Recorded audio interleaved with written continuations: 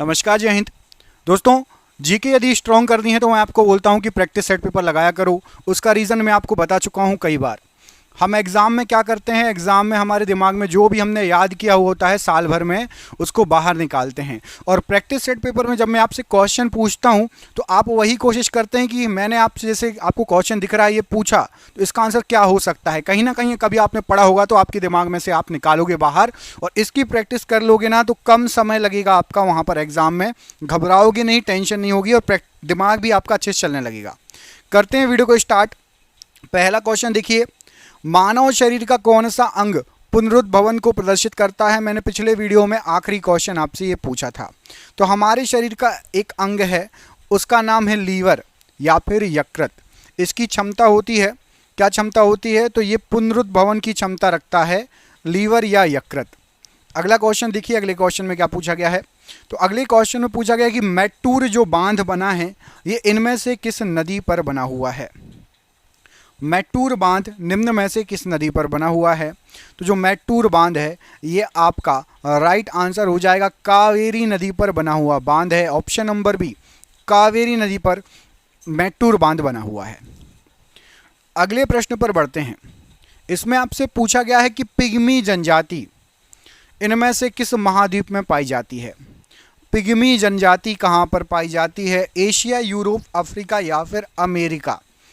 तो यहाँ पर राइट आंसर हो जाएगा पिग्मी जो जनजाति है ये आपकी अफ्रीका में पाई जाती है। ऑप्शन नंबर सी, पिग्मी जनजाति अफ्रीका में पाई जाती है। याद रखना, ऑप्शन नंबर सी यहाँ पर प्रश्न के लिए राइट आंसर हो जाएगा। अगला क्वेश्चन देखिए, इसमें पूछा गया है कि निम्नलिखित में से कौन सी नदी हिमाचल प्रदेश से होकर प्रवाहित नहीं होती। क्वेश्चन अच्छे से पढ़ना, नहीं तो यहाँ पर आपने यदि नहीं छोड़ दिया तो काम हो जाएगा। जो हिमाचल प्रदेश से नहीं बहती है, तो देखो पहले हम देख लेते हैं कौन कौन सी बहती है, तो दिमाग में याद कर लेना। सतलज नदी हिमाचल प्रदेश से बहती है, रावी और चिनाब भी बहती है। झेलम नदी ये हिमाचल प्रदेश से होकर नहीं बहती, ये जम्मू कश्मीर से होकर बहती है। याद रखना, झेलम नदी जम्मू कश्मीर से होकर बहती है, हिमाचल प्रदेश से होकर नहीं बहती है। अगला क्वेश्चन है, निम्नलिखित में से कहाँ की खानों से हीरा निकाला जाता है। हमारे देश में केवल एक जगह से हीरा प्राप्त होता है, निकाला जाता है, और वो कौन सी खान है। तो यहाँ पर आपने ऑप्शन पढ़ लिए होंगे, राइट आंसर क्या हो जाएगा, तो पन्ना की खान है। और पन्ना कहाँ पर पड़ता है, आप कमेंट करके बताना, मध्य प्रदेश में या उत्तर प्रदेश में। पन्ना जहाँ से हीरा निकाला जाता है कहाँ पर पड़ता है, मध्य प्रदेश में या उत्तर प्रदेश में। कमेंट बॉक्स में इस प्रश्न का आंसर बताओ, ठीक है। अगला क्वेश्चन देखो, बोयोमा जलप्रपात इनमें से किस नदी पर बना हुआ है। ये सभी नदियां हमारे देश की नहीं है, सभी बाहर बहती हैं। आपको बताना है कि बोयोमा जलप्रपात इनमें से किस नदी पर बना हुआ है। तो देखो, आप में से कई लोगों को याद नहीं होगा, मैं सीधे बता देता हूं, याद कर लो। जायरे नदी पर, ऑप्शन नंबर ए में जायरे नदी लिखा हुआ है, इस पर बोयोमा जलप्रपात बना हुआ है। ये क्वेश्चन अभी पिछले साल ही एग्जाम में आया था, तो अच्छे से इसको याद कर लो। 2022 के कई एग्जामों में पूछा गया है।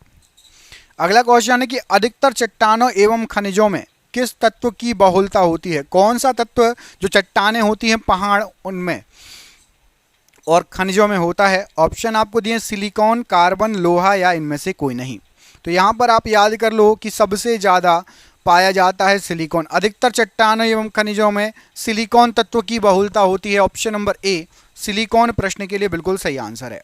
क्वेश्चन नंबर अगला देख लेते हैं। तो क्वेश्चन नंबर जो नेक्स्ट है इसमें पूछा गया है कि आकाश में सबसे चमकदार तारा कौन सा है। हमारा जो आकाश हम ऊपर देखते हैं उसमें सबसे चमकदार तारा इनमें से कौन सा होगा। तो यहाँ पर राइट आंसर हो जाएगा, हमारे आकाश में सबसे चमकदार तारा है सीरियस तारा। ऑप्शन नंबर डी, याद रखना, जो सबसे ज़्यादा चमकदार है वो थोड़ा सीरियस रह के बैठा रहता है कि भाई हम तो सबसे ज़्यादा चमकदार हैं, है ना, तो वो थोड़ा सीरियस है। ऑप्शन नंबर डी, सीरियस सबसे ज़्यादा चमकदार तारा है। अगला क्वेश्चन है कि दमन गंगा किस नदी का प्राचीन नाम है। स्टार लगा लो, मोस्ट इंपॉर्टेंट क्वेश्चन, एग्जाम में कई बार पूछा गया क्वेश्चन। दमन गंगा इनमें से किस नदी का जो है प्राचीन नाम है। तो दमन गंगा कहा जाता था ताप्ती नदी को। ऑप्शन नंबर यहाँ पर ए पे आपको ताप्ती नदी लिखा है ना, तो ताप्ती नदी को क्या कहा जाता था, दमन गंगा।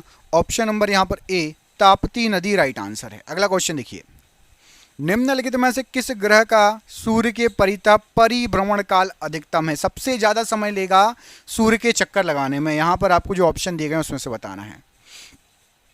तो सूर्य के चक्कर लगाने में सबसे ज्यादा समय बुध, पृथ्वी और मंगल में से मंगल को लगेगा। ऑप्शन नंबर सी, मंगल ज्यादा समय लेगा सूर्य के चक्कर लगाने में। अगला क्वेश्चन देखिए, भारत का सबसे बड़ा ग्लेशियर इनमें से कौन सा है? भारत का सबसे बड़ा ग्लेशियर, ग्लेशियर क्या होता है? बर्फ का टुकड़ा, सबसे बड़ा बर्फ का टुकड़ा या पहाड़, बर्फ का पहाड़ कौन सा है? तो सबसे बड़ा बर्फ का टुकड़ा या बर्फ का पहाड़ ग्लेशियर है आपका सियाचिन ग्लेशियर। भारत का सबसे बड़ा जो ग्लेशियर है वो है आपका सियाचिन ग्लेशियर। ऑप्शन नंबर यहाँ पर डी राइट आंसर हो जाएगा। अगला क्वेश्चन देखिए, इसमें आपसे पूछा गया है कि सूर्य ग्रहण होता है जब, बताइए सूर्य ग्रहण कब होता है? आपसे ये क्वेश्चन पूछा गया है। तो यहाँ पर आपको जो ऑप्शन दिए गए हैं उसमें से राइट आंसर हो जाएगा, सूर्य ग्रहण होता है कब? जब चंद्रमा पृथ्वी और सूर्य के बीच में आ जाए। चंद्रमा पृथ्वी और सूर्य के बीच में आ जाए। ऑप्शन नंबर बी में आपको लिखा है, तो ऑप्शन नंबर बी सही आंसर हो जाएगा। चंद्रमा पृथ्वी और सूर्य के बीच में आ जाएगा तब क्या होगा? सूर्य ग्रहण होगा। अगला क्वेश्चन देखिए, राजस्थान नहर को निम्नलिखित नदी से जल प्राप्त होता है। राजस्थान जो नहर है इनमें से कौन सी नदी से उसको जल प्राप्त होता है? गंगा, यमुना, सतलज या फिर सिंधु? तो यहाँ पर आपको जो ऑप्शन दिए गए हैं यहाँ पर राइट आंसर हो जाएगा, राजस्थान जो नहर है उसको जल प्राप्त होता है सतलज नदी से। ऑप्शन नंबर सी, सतलज नदी से जल प्राप्त होता है राजस्थान नहर को। Option number C right answer है। अगला क्वेश्चन है कि निम्नलिखित में से कौन सा भारत का इकलौता राज्य है जो सिक्किम की सीमा को स्पर्श करता है? सिक्किम से टच है, कौन सा ऐसा एक राज्य है? जो ऑप्शन में दिए गए हैं उसके अनुसार बताना है। तो ऑप्शन में आपको जो राज्य दिए गए हैं उसके अनुसार जो पश्चिम बंगाल है आपका, पश्चिम बंगाल राज्य जो है ये सिक्किम से टच है। ऑप्शन नंबर बी, पश्चिम बंगाल राज्य राइट आंसर हो जाएगा। अगला क्वेश्चन देखिए, इसमें पूछा गया कि भाखड़ा नागल बांध निर्मित है निम्न में से किस नदी पर? तो भाखड़ा नांगल बांध जो आपका है ये आपका सतलज नदी पर निर्मित है। ऑप्शन नंबर ए, सतलज नदी पर भाखड़ा नांगल बांध निर्मित है। कपास प्राप्त होता है किससे? तने से, पत्तियों से, बीज से या जड़ से? तो जो कपास हमको मिलता है वो मिलता है किससे? तो वो मिलता है बीज से। ऑप्शन नंबर सी, बीज से मिलता है हमको कपास। ऑप्शन नंबर सी यहाँ पर बीज से राइट आंसर है। उत्तराखंड राज्य की राजधानी क्या है? उत्तराखंड जो राज्य है उसकी राजधानी क्या है? तो उत्तराखंड राज्य की राजधानी आपकी देहरादून है। ऑप्शन नंबर ए, देहरादून ये उत्तराखंड की राजधानी। ऑप्शन नंबर ए देहरादून राइट आंसर है। अगले प्रश्न में पूछा गया है कि भारत के दक्षिणी भाग का आखिरी या अंतिम छोर कौन सा है? तो भारत का जो दक्षिणी भाग है उसका यदि आप आखिरी या अंतिम छोर देखोगे तो वो है आपका इंदिरा पॉइंट। ऑप्शन नंबर ए में आपको इंदिरा पॉइंट लिखा हुआ है, ये बिल्कुल आखिरी छोर है भारत का दक्षिणतम बिंदु, साउथर्न लास्ट पॉइंट है। Option number A. कावेरी जल विवाद निम्न जो है तमिलनाडु और किस राज्य के बीच में है? कावेरी जल विवाद जो है तमिलनाडु और किस राज्य के बीच में है? तो यहाँ पर आपको जो ऑप्शन दिए गए हैं राइट आंसर हो जाएगा, कर्नाटक और तमिलनाडु के बीच में है कावेरी जल विवाद। Option number B. वाष्पोत्सर्जन द्वारा इनमें से क्या होगा? जो वाष्पोत्सर्जन होता है हमारे वायुमंडल में उसमें से इनमें से क्या हो जाएगा? तो वाष्पोत्सर्जन यदि अधिक होगा तो मिट्टी जो है उसकी नमी खत्म हो जाएगी, कम हो जाएगी, ह्रास होगा। मिट्टी की नमी धीरे धीरे कम होती जाएगी वाष्पोत्सर्जन यदि ज़्यादा होता है तो। याद रखिएगा, मोस्ट इंपॉर्टेंट क्वेश्चन है। पृथ्वी की आयु ज्ञात की जा सकती है इनमें से किसके द्वारा? तो हमारी पृथ्वी जो है उसकी आयु ज्ञात की जाती है यूरेनियम काल निर्धारण के द्वारा। यहाँ पर आपका ऑप्शन नंबर ए, यूरेनियम काल निर्धारण के द्वारा पृथ्वी की आयु ज्ञात की जा सकती है। खगोलीय एकक इनमें से कौन सा है? बताइए, एक खगोलीय एकक किसके और किसके बीच की दूरी होती है? तो याद रखिएगा, एक खगोलीय एकक सूर्य के केंद्र से पृथ्वी के केंद्र तक की माध्य दूरी, इसको एक खगोलीय एकक बोला जाता है। ऑप्शन नंबर ए, सूर्य के केंद्र से पृथ्वी के केंद्र तक की माध्य दूरी को एक खगोलीय एकक बोला जाता है। ऑप्शन नंबर ए यहाँ पर राइट आंसर है। धूमकेतु की पूंछ हमेशा सूर्य से दूर रहती है, इसका क्या कारण है? तो जो धूमकेतु होता है उसकी पूंछ हमेशा सूर्य से दूर होती है, उसका कारण है सौर विकिरण और सौर पवन। ऑप्शन नंबर सी, सौर विकिरण के कारण धूमकेतु की पूंछ हमेशा सूर्य से दूर की ओर रहती है। निम्नलिखित में से कौन ऊर्जा का प्राकृतिक स्रोत नहीं है? मतलब हमें प्रकृति के द्वारा नहीं मिलता, जिसको हमने खुद बनाया है। तो लकड़ी भी प्रकृति के द्वारा मिलती है, सूर्य भी और कोयला भी। विद्युत को हमने खुद बनाया है, विद्युत प्राकृतिक स्रोत नहीं है, विद्युत को हमारे द्वारा बनाया गया है। सबसे बड़ा नदी मुहाना किस नदी का है? नदी मुहाना पूछा गया है। तो सबसे बड़ा जो नदी मुहाना है होता है वो है आपका अमेजन नदी का, माफ कीजिएगा। ऑप्शन नंबर सी में अमेजन नदी है ना, इसका नदी मुहाना सबसे बड़ा है। ऑप्शन नंबर सी, सबसे बड़ा नदी मुहाना है अमेजन नदी का। अच्छा, आपसे एक क्वेश्चन पूछता हूँ, बताना सबसे बड़ा डेल्टा कौन कौन सी नदियाँ मिलकर बनाती है? विश्व का सबसे बड़ा डेल्टा कौन कौन सी नदी मिलकर बनाती हैं? मैं आपको दो ऑप्शन दे रहा हूँ, एक सही है। एक है आपका अमेजन नदी और नील नदी, और दूसरा है गंगा नदी और ब्रह्मपुत्र नदी। सबसे बड़ा डेल्टा कौन कौन सी नदियां मिलकर बनाती हैं? कमेंट बॉक्स में आप सभी पढ़ने वाले बच्चे इसका आंसर कमेंट करके बताइएगा। शैलों एवं खनिजों में निम्न तत्व की भारी मात्रा में विद्यमान रहती है। तो शैलों और खनिजों में अभी थोड़ी देर पहले क्वेश्चन घुमा के पूछा है, थोड़ी देर पहले आपको बताया गया था सिलिकॉन। ऑप्शन नंबर ए यहाँ पर राइट आंसर है। भारत में रबर का सबसे बड़ा उत्पादक राज्य इनमें से कौन सा है? रबर सबसे ज़्यादा कहाँ पर होती है? भारत की बात हो रही है, तो भारत में रबर का सबसे बड़ा उत्पादक राज्य है आपका केरल राज्य। ऑप्शन नंबर बी, केरल राज्य भारत में रबर का सबसे बड़ा उत्पादक राज्यों में से एक है। जब कोई व्यक्ति निम्नलिखित को पार करता है तो एक दिन जोड़ दिया जाता है। मतलब आप एक लाइन है उसको पार करोगे तो एक दिन एक्स्ट्रा अगले दिन में पहुंच जाओगी। मतलब इस लाइन की तरफ 24 तारीख है तो वहाँ 25, पीछे आओगे तो वहाँ 25 है तो यहाँ 24। तो राइट आंसर हो जाएगा, वो लाइन है आपकी पूर्व से यदि आप पश्चिम की ओर 180 डिग्री देशांतर लाइन को पार करो, 180 डिग्री देशांतर लाइन को पूर्व से पश्चिम की ओर पार करोगे तो एक दिन जुड़ जाएगा। Option number C. निम्नलिखित किस ऋतु में क्षोभ मंडल की मोटाई बढ़ जाती है? तो क्षोभ मंडल जो हमारा है उसकी मोटाई बढ़ जाती है किस ऋतु में? तो गर्मी के मौसम में जो क्षोभ मंडल है उसकी मोटाई बढ़ जाती है। ऑप्शन नंबर ए, गर्मी के मौसम में राइट आंसर है आपसे। अश्व अक्षांश या हॉर्स लैटिट्यूड एक पद है जो किस पर लागू होगा? इनमें से किस चीज़ को आप बोल सकते हो कि ये एक अश्व अक्षांश है? तो 30 डिग्री नॉर्थ से 30 डिग्री साउथ अक्षांश को आप अश्व अक्षांश हॉर्स लैटिट्यूड बोल सकते हो। कि अर्धरात्रि का सूर्य प्रक्रिया निम्न में से किस क्षेत्र में दृष्टि गोचर हो सकती है? मतलब आधी रात में भी आपको सूर्य किस क्षेत्र में दिख सकता है? तो आधी रात को जो सूर्य दिख सकता है वो आपको दिख सकता है यहाँ पर जो ऑप्शन दिए गए हैं उसमें से उत्तरी ध्रुवीय क्षेत्र या फिर दक्षिणी ध्रुवीय क्षेत्र। यदि आप इनमें से कहीं हैं तो आपको अर्धरात्रि का सूर्य दिख सकता है, आधी रात में भी सूर्य दिख सकता है। अगला क्वेश्चन देखिए, इसमें पूछा गया है कि कौन सी नदी उड़ीसा में डेल्टा बनाती है? इनमें से कौन सी नदी है जो उड़ीसा में डेल्टा का निर्माण करती है? महानदी, गोदावरी, नर्मदा और ताप्ती। तो यहाँ पर आपको जो नदियाँ दी गई हैं उनमें से महानदी ये उड़ीसा में डेल्टा बनाती है, डेल्टा स्थापित करती है। ऑप्शन नंबर ए, महानदी राइट आंसर हो जाएगा। अगला प्रश्न देखिए, इसमें क्या पूछा गया है।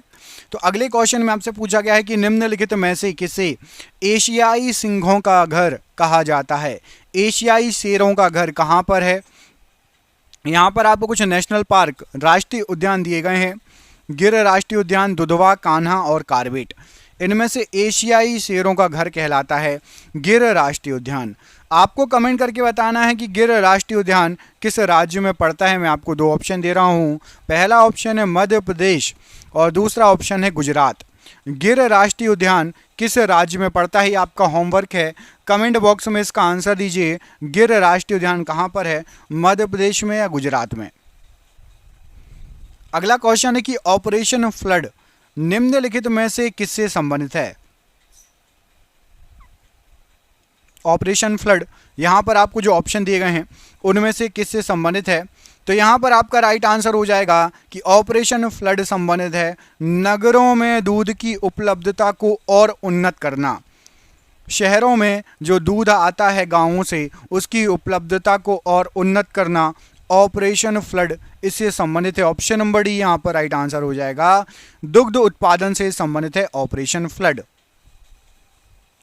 माता टीला बहुउद्देशीय परियोजना निम्न राज्य में स्थित है। निम्न में से किस राज्य में माता टीला बहुउद्देशीय परियोजना स्थित है? तो यहाँ पर आपको जो ऑप्शन दिए गए हैं उसमें से माता टीला बहुउद्देशीय परियोजना ये आपकी उत्तर प्रदेश राज्य में स्थित है। ऑप्शन नंबर ए, उत्तर प्रदेश राज्य में माता टीला बहुउद्देशीय परियोजना स्थित है। ऑप्शन नंबर ए यहाँ पर राइट आंसर है। निम्नलिखित में से किसका सुमेलन नहीं है, मतलब गलत दिया गया है? यहाँ पर आपको जनजातियां दी गई हैं और प्रदेश दिए गए हैं, तो कौन सा जोड़ी गलत है? तो भील जनजाति मध्य प्रदेश में है, बिल्कुल सही है। टोडा जनजाति झारखंड, ये गलत दिया है। टोडा जनजाति तमिलनाडु में है। टोडा जनजाति झारखंड ये आपका गलत सुमेलित है। भोटिया उत्तरांचल और Toda Tamil Nadu, Bhil Madhya Pradesh. Option number B सुमेलित नहीं है। अगला क्वेश्चन है कौन सा अभ्यारण्य विश्व धरोहर घोषित किया गया है? इनमें से कौन सा अभ्यारण्य है जिसको विश्व धरोहर घोषित किया गया है? यहाँ पर आपके जो ऑप्शन दिए गए हैं रणथंभौर, सरिस्का, केवलादेव और मरु राष्ट्रीय उद्यान। तो यहाँ पर आपको जो ऑप्शन दिए गए हैं उसमें से राइट आंसर क्या हो जाएगा? आपका राइट आंसर है केवलादेव अभ्यारण्य को विश्व धरोहर घोषित किया गया है। ऑप्शन नंबर सी, केवलादेव अभ्यारण्य प्रश्न के लिए राइट आंसर हो जाएगा।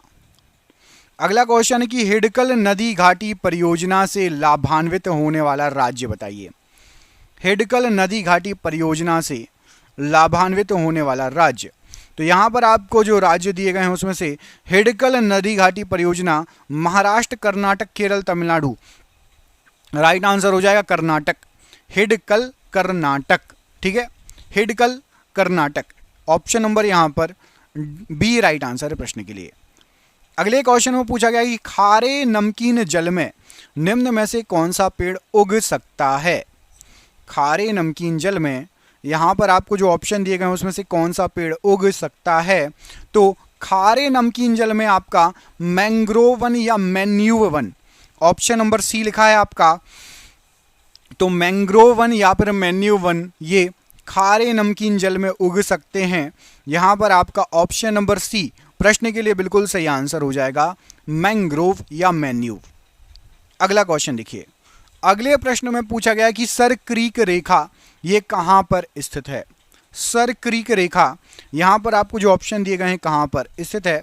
तो सर क्रीक रेखा यहाँ पर जो ऑप्शन दिए गए हैं राइट आंसर हो जाएगा कच्छ के रण में सर क्रीक रेखा स्थित है। ऑप्शन नंबर ए, कच्छ के रण में सर क्रीक रेखा स्थित है। ऑप्शन नंबर ए प्रश्न के लिए सर क्रीक रेखा के लिए बिल्कुल सही आंसर है। अगला है कि प्रशांति सागर सी ऑफ ट्रैंक्विलिटी कहाँ पर स्थित है? मंगल ग्रह पर, शनि ग्रह पर, चंद्रमा पर या सूर्य पर? प्रशांति सागर सी ऑफ ट्रैंक्विलिटी कहाँ पर स्थित है? तो प्रशांति सागर ये आपका चंद्रमा पर स्थित है। ऑप्शन नंबर यहाँ पर सी, चंद्रमा पर स्थित है प्रशांति सागर। ऑप्शन नंबर सी प्रश्न के लिए राइट आंसर हो जाएगा। अगला क्वेश्चन है कि निम्न में से कौन सबसे छोटा महासागर है? यहाँ पर आपको जो आंसर दिए गए हैं उनमें से सबसे छोटा महासागर कौन सा है? तो यहाँ पर जो आंसर दिए गए हैं उसमें से सबसे छोटा जो महासागर है ये आपका हो जाएगा आर्कटिक महासागर। ऑप्शन नंबर सी में आपको आर्कटिक महासागर दिख रहा है, ये सबसे छोटा महासागर होगा। ऑप्शन नंबर सी आर्कटिक महासागर राइट आंसर है। अगला क्वेश्चन देखिए। चंद्रमा पर पहुंचने वाला प्रथम मनुष्य सहित यान कौन सा था? चंद्रमा पर पहुंचने वाला प्रथम मनुष्य सहित यान कौन सा था? तो यहां पर राइट आंसर हो जाएगा अपोलो 2। ये चांद पर पहुंचने वाला सबसे पहला मनुष्य के साथ सही आंसर हो जाएगा। Option number C right answer है अपोलो 2। अगला क्वेश्चन देखिए। मन्नार की खाड़ी कहां पर स्थित है? मन्नार की खाड़ी, ऑप्शन देखो गुजरात, तमिलनाडु, केरल या कन्याकुमारी? इनमें से किसके पूर्व पश्चिम दक्षिण में स्थित है? तो मन्नार की खाड़ी स्थित है आपका तमिलनाडु के पूर्व में। कहाँ पर? तमिलनाडु के पूर्व में मन्नार की खाड़ी स्थित है। ऑप्शन नंबर यहाँ पर बी, मन्नार की खाड़ी कहाँ पर है? तो तमिलनाडु के पूर्व में। अगला क्वेश्चन देखिए, एस्बेस्टस क्या है? एस्बेस्टस, इनमें से जो ऑप्शन दिए गए हैं क्या है, क्या हो जाएगा राइट आंसर? तो एस्बेस्टस जो है आपका, यहाँ पर जो ऑप्शन दिए गए हैं, ये आपका रेशा युक्त एक खनिज है। ऑप्शन नंबर बी, रेशा युक्त एक खनिज है एस्बेस्टस। ऑप्शन नंबर बी यहाँ पर राइट आंसर हो जाएगा प्रश्न के लिए। अगला क्वेश्चन देखिए, वायुमंडल के किस भाग से रेडियो तरंगें परावर्तित होती हैं? वायुमंडल के किस भाग से रेडियो तरंगें परावर्तित होती हैं? क्षोभ मंडल, समताप मंडल, आयन मंडल या फिर उपरोक्त सभी? तो वायुमंडल का वह भाग है आयन मंडल जहां से रेडियो तरंगें परावर्तित होती हैं। ऑप्शन नंबर सी, आयन मंडल प्रश्न के लिए बिल्कुल सही आंसर हो जाएगा। अगला क्वेश्चन देखिए, इसमें पूछा गया कि हिमालय की सर्वोच्च चोटी एवरेस्ट की खोज सर एवरेस्ट ने की थी। सर एवरेस्ट पेशे से क्या थे, क्या काम करते थे सर एवरेस्ट? तो राइट आंसर हो जाएगा जो सर एवरेस्ट थे, ये एक सर्वेक्षक थे। ऑप्शन नंबर ए, सर एवरेस्ट एक सर्वेक्षक थे। ऑप्शन नंबर ए यहाँ पर राइट आंसर हो जाएगा। हिमालय की सर्वोच्च चोटी एवरेस्ट की खोज सर एवरेस्ट ने की थी और ये एक सर्वेक्षक थे। Option number. भारत का कौन सा राज्य सेब का सर्वाधिक उत्पादक राज्य है? तो एक रिपोर्ट के अनुसार यहाँ पर ये 2022 फरवरी में प्रकाशित की गई थी, 77% जो एप्पल है ये जम्मू कश्मीर भारत का सबसे अधिक सर्वाधिक सेब का उत्पादक राज्य हो जाएगा, जम्मू कश्मीर। ऑप्शन नंबर यहाँ पर ए प्रश्न के लिए बिल्कुल सही आंसर है। अगला क्वेश्चन है कि हवाई द्वीप की खोज किसने की थी? जो हवाई द्वीप है इनमें से किसने खोज की थी? मैगलन, जेम्स कुक, कोलंबस या अमंडसन? तो यहाँ पर राइट आंसर क्या हो जाएगा? जेम्स कुक ने हवाई द्वीप की खोज की थी। Option number B, James Cook के द्वारा हवाई द्वीप की खोज की गई थी। अगला क्वेश्चन देखिए, तारों के टिमटिमाने का आंशिक कारण क्या है? तारे क्यों टिमटिमाते हुए दिखाई देते हैं?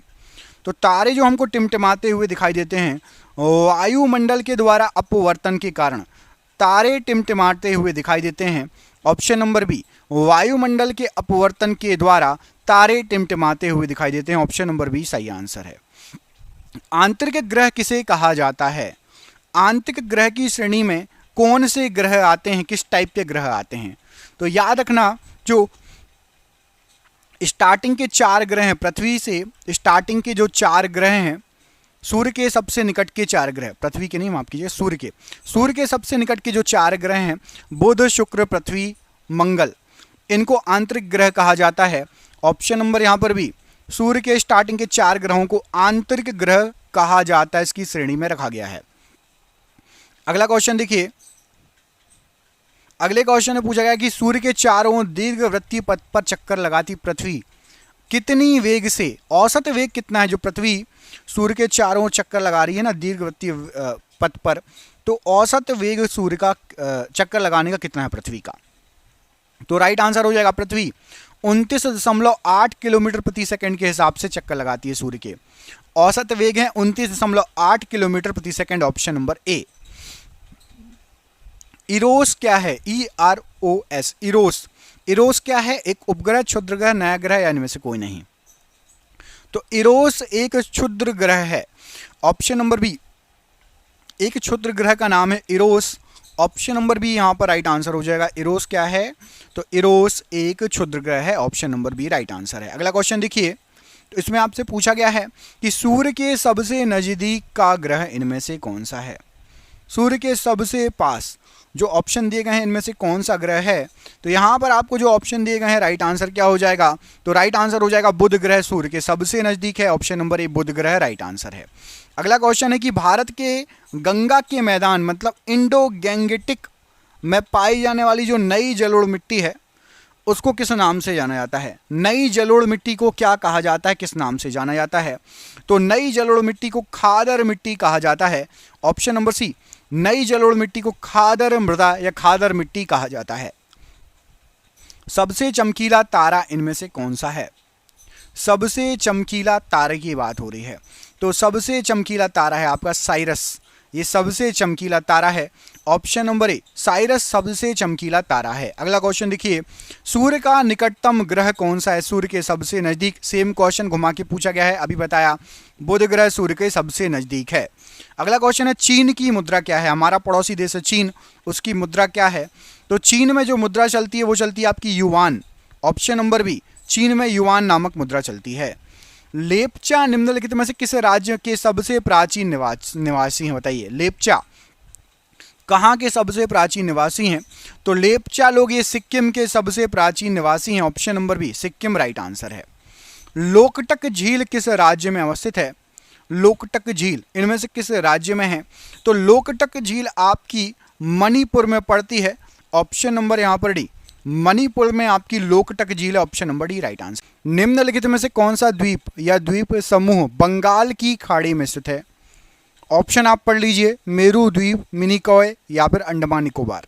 तो बंगाल की खाड़ी में यहाँ पर जो ऑप्शन दिए गए हैं, राइट आंसर हो जाएगा बंगाल की खाड़ी में आपका अंडमान और निकोबार द्वीप समूह। Option number D, Andaman Nicobar कहाँ पर है? तो बंगाल की खाड़ी में पड़ता है। क्वेश्चन नंबर 2 देखिए, टोटल 30 प्रश्न हैं, 10 सही करने हैं। निम्न में से कौन सा पर्वतीय दर्रा उत्तराखंड राज्य में स्थित है? उत्तराखंड में कौन सा दर्रा है? ऑप्शन देखो, नाथुला, बाड़ालाचा, मंगशाधुरा और बोमडिला। तो उत्तराखंड राज्य में इनमें से जो ऑप्शन दिए गए हैं, मंगशाधुरा दर्रा, ये आपका उत्तराखंड राज्य में है। ऑप्शन नंबर सी, मंगशाधुरा प्रश्न के लिए बिल्कुल सही आंसर है। क्वेश्चन नंबर 3 में पूछा गया, चूलिया जलप्रपात डैश में चंबल नदी पर स्थित है। चूलिया जलप्रपात किस राज्य में है? आपको एक आंसर तो दे दिया गया है कि चंबल नदी पर है चूलिया जलप्रपात। किस राज्य में है? गुजरात या फिर आपका राजस्थान, उत्तर प्रदेश या मध्य प्रदेश? तो राइट आंसर है राजस्थान में है चूलिया जलप्रपात। ऑप्शन नंबर बी यहाँ पर राइट आंसर है। अगले क्वेश्चन में पूछा गया है कि हॉर्नबिल त्योहार डैश में प्रत्येक वर्ष 1 से 10 दिसंबर तक मनाया जाता है। किस राज्य में हॉर्नबिल त्योहार मनाया जाता है? क्या हो जाएगा यहाँ पर राइट आंसर? केरल, उत्तराखंड, हरियाणा या फिर नागालैंड? तो राइट आंसर है हॉर्नबिल त्योहार मनाया जाता है नागालैंड में। Option number D, Nagaland right answer है। अगला क्वेश्चन देखिए, इसमें पूछा गया कि न्योरा घाटी राष्ट्रीय उद्यान निम्न में से किस राज्य में स्थित है? तो न्योरा घाटी राष्ट्रीय उद्यान, यहां पर आपको राज्य दिए गए हैं पश्चिम बंगाल, महाराष्ट्र, केरल और हिमाचल प्रदेश। प्रश्न के लिए राइट आंसर है पश्चिम बंगाल में है न्योरा घाटी राष्ट्रीय उद्यान। Option number A, Paschim Bengal right answer है। अगला क्वेश्चन देखिए, इसमें पूछा गया कि चंदन डैश का राजकीय वृक्ष है। चंदन किस राज्य का राजकीय वृक्ष है? पुष्पा मूवी देखी थी, झुकेगा नहीं साला, पुष्पा मूवी, उसमें चंदन के पेड़ पर आधारित मूवी है। किस राज्य से संबंधित है? तो राइट आंसर हो जाएगा ये कर्नाटका राज्य से संबंधित है। ऑप्शन नंबर ए। पुष्पा मूवी में जो एक्टर थे उनका नाम क्या है?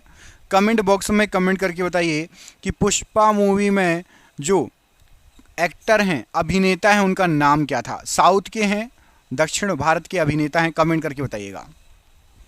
दामोदर, ब्रह्मणी और खरकई नदियों का उद्गम स्थल भारत के किस राज्य में है?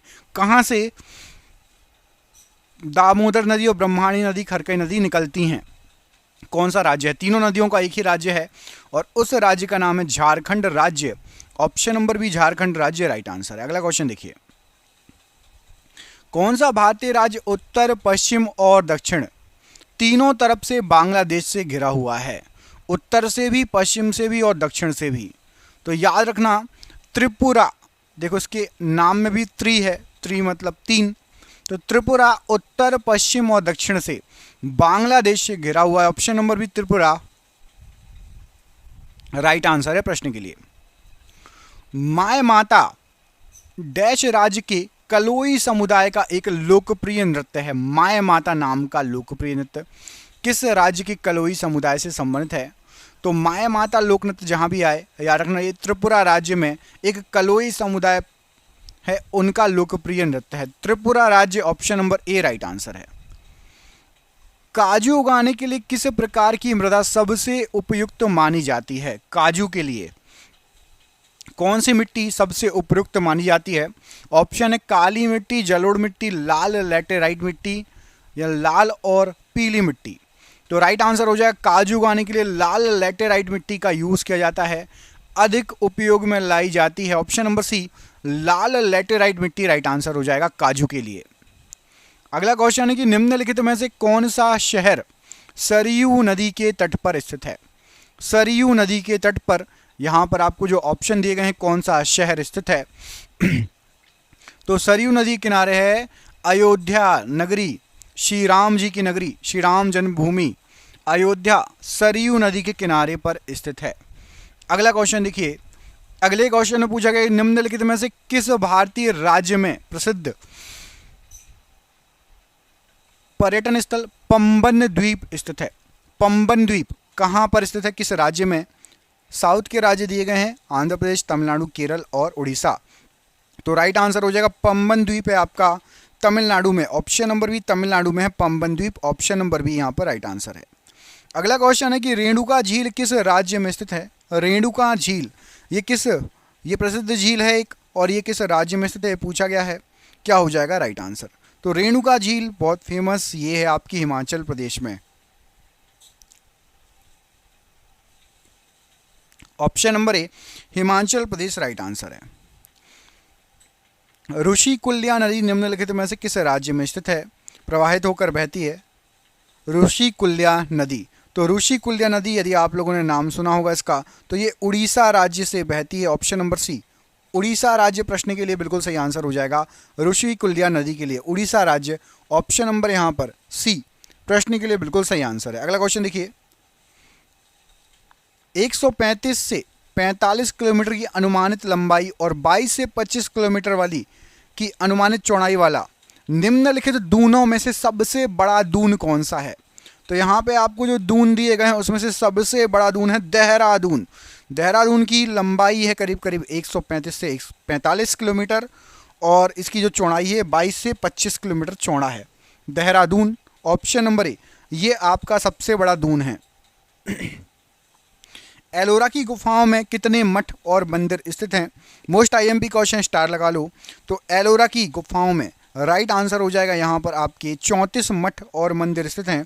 ऑप्शन नंबर सी 34 मठ और मंदिर स्थित हैं एलोरा की गुफाओं में। अगला क्वेश्चन देखिए, इसमें पूछा गया है कि सरदार सरोवर बांध डैश नदी पर स्थित है। सरदार सरोवर बांध जो है ये किस नदी पर बना हुआ है। तो सरदार सरोवर बांध ये आपका नर्मदा नदी पर बना हुआ है। ऑप्शन नंबर ए नर्मदा नदी पर बना हुआ है सरदार सरोवर बांध। अगला क्वेश्चन है निम्नलिखित में से कौन सा राज्य सूरजमुखी की खेती में अग्रणी राज्य है। सूरजमुखी की खेती में अग्रणी राज्य है। ऑप्शन देखिए राजस्थान, कर्नाटक, पंजाब या उत्तर प्रदेश। तो राइट आंसर हो जाएगा पंजाब जो राज्य है ये सूरजमुखी की खेती में अग्रणी राज्य है। ऑप्शन नंबर सी पंजाब राज्य राइट आंसर है। फोडोंग मठ डैश में स्थित है। फोडोंग मठ इनमें से कहां पर स्थित है। तो फोडोंग जो मठ है यहां पर आपको जो ऑप्शन दिए गए हैं सिक्किम राज्य में स्थित है फोडोंग मठ। ऑप्शन नंबर बी सिक्किम राज्य राइट आंसर हो जाएगा। आपके करीब करीब 20 क्वेश्चन होने वाले हैं, 10 और बचे हैं। तो आपको पूरा पेपर अटेम्प्ट करना है और रोज 30 क्वेश्चन लगाना है और कोशिश करना है कम से कम 15 क्वेश्चन सही होने लगे आपके, तो फिर आपका जो है बहुत अच्छी हो जाएगी जीके। निम्नलिखित में से कौन सा जलप्रपात झारखंड में स्थित है। झारखंड की बात हो रही है। ऑप्शन देखो चूलिया जलप्रपात, जोग, दूधसागर या हुंडरू। तो यहाँ पर आपको जो ऑप्शन दिए गए उसमें से हुंडरू जलप्रपात ये आपका झारखंड राज्य में स्थित है। ऑप्शन नंबर यहाँ पर डी हुंडरू जलप्रपात राइट आंसर है। अगला क्वेश्चन देखिए, इसमें पूछा गया कि कालबेलिया लोकगीत और नृत्य शैली किस राज्य से संबंधित है। तो कालबेलिया लोक नृत्य और जो है नृत्य शैली लोकगीत शैली ये स्थित है आपकी कहाँ संबंधित है। तो ये आपका राजस्थान राज्य से संबंधित है। ऑप्शन नंबर ए। निम्नलिखित में से प्राथमिक क्षेत्र किसे कहा जाता है। यहाँ पर आपको जो ऑप्शन दिए गए हैं उसमें से प्राथमिक क्षेत्र किसे कहा जाता है। तो राइट आंसर हो जाएगा कृषि क्षेत्र को प्राथमिक क्षेत्र माना जाता है। ऑप्शन नंबर ए कृषि क्षेत्र को प्राथमिक क्षेत्र कहा जाता है, माना जाता है। अगला क्वेश्चन देखिए, इसमें पूछा गया कि निम्न में से कौन संत महाराष्ट्र राज्य से संबंधित हैं।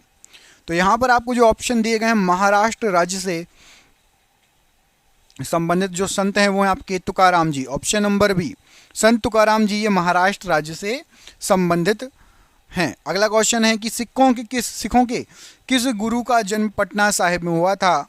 तो पटना साहिब में जो जन्म हुआ है ये हुआ है गुरु गोविंद सिंह जी का जन्म। ऑप्शन नंबर बी, गुरु गोविंद सिंह जी का जन्म कहाँ पर हुआ है? तो पटना साहिब में हुआ है। ऑप्शन नंबर यहाँ पर बी राइट आंसर हो जाएगा प्रश्न के लिए। अगले क्वेश्चन में पूछा गया कि राग मीहा की मल्हार का रचयिता इनमें से किसको माना जाता है? राग मीहा की मल्हार, ऑप्शन पढ़िए। तो राइट आंसर हो जाएगा तानसेन को राग मीहा की मल्हार का रचयिता माना जाता है। ऑप्शन नंबर बी, तानसेन को माना जाता है राग मीहा की मल्हार का रचयिता। Option number B right answer है। इकेबना किसका जापानी रूप है? इनमें से जो आपको ऑप्शन दिए गए हैं, तो इकेबना ये जो जापानी रूप है फूलों की सजावट की पद्धति है। फूलों की सजावट का जापानी रूप है इकेबना, इकेबाना। ऑप्शन नंबर यहाँ पर भी इकेबाना राइट आंसर है, फूलों की सजावट की पद्धति। पुष्टि मार्ग के दर्शन की स्थापना इनमें से किसके द्वारा की गई थी? तो जो पुष्टि मार्ग है उसके दर्शन की स्थापना मानी जाती है वल्लभाचार्य जी के द्वारा। ऑप्शन नंबर सी वल्लभाचार्य जी प्रश्न के लिए राइट आंसर है। आजीवक संप्रदाय के संस्थापक कौन थे? तो आजीवक संप्रदाय इसके जो संस्थापक थे ये मक्खली गौशाल जी को माना जाता है। Option number C, Makkhali Goshala ji को आजीवक संप्रदाय का संस्थापक माना जाता है। किसने प्रतिपादित किया कि भाग्य ही सब कुछ निर्धारित करता है, मनुष्य असमर्थ है? तो भाग्य ही सब कुछ निर्धारित करता है और मनुष्य जो है असमर्थ है, ये बताया गया था आजीविकों के द्वारा। ऑप्शन नंबर बी, आजीविकों ने ये प्रस्तावित किया था। और आज का आखिरी क्वेश्चन है कि सरहुल पर्व का संबंध किस राज्य से है? तो जो सरहुल पर्व है ये आपका झारखंड राज्य से संबंधित है। ऑप्शन नंबर ए, झारखंड राज्य से संबंधित है सरहुल पर्व। आपके लिए एक सरप्राइज क्वेश्चन है, इसका आंसर कमेंट बॉक्स में कमेंट करके आप बताइएगा कि पोंगल जो है ये किस राज्य का प्रमुख त्यौहार है। पोंगल त्यौहार ये किस राज्य का प्रमुख त्यौहार है? इसका आंसर आप कमेंट बॉक्स में कमेंट करके बताइएगा। मैं आपको दो ऑप्शन दे देता हूँ, एक काम कीजिए, बिल्कुल ईजी है। आप चलो दो ऑप्शन दे रहा हूँ, पंजाब या फिर तमिलनाडु। कमेंट बॉक्स में कमेंट करके बताना पंजाब या तमिलनाडु में से पोंगल किस राज्य का प्रमुख त्यौहार है। कमेंट करके ज़रूर बताइएगा। हम मिलेंगे आपसे अगले वीडियो में। रोज़ शाम को 6 बजे आपको वीडियो मिलेगा प्रैक्टिस सेट पेपर। चैनल पर पहली बार आए हैं सब्सक्राइब ज़रूर कर लेना। जय हिंद, जय भारत।